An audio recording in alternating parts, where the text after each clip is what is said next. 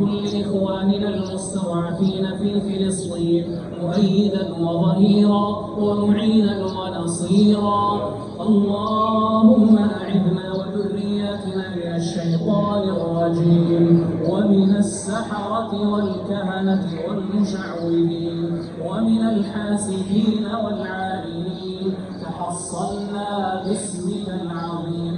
اللهم زدنا يقينا بالتوحيد والسنة وارفعنا به والغنيمة من كل بر والفوز بالجنة والنجاة من النار.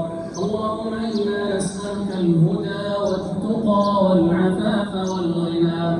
اللهم إنا نسألك من الخير كله عاجله وآجله ما علمنا منه وما لم نعلم، ونعوذ بك من الشر كله عاجله وآجله ما علمنا منه وما لم نعلم.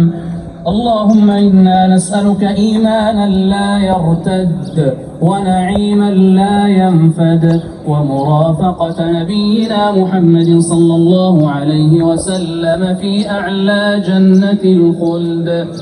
اللهم أعد الكفر ورحمة ننال بها شرف كرامتك في الدنيا والآخرة، واجعلنا ممن وفق لقيام ليلة القدر إيمانا واحتسابا.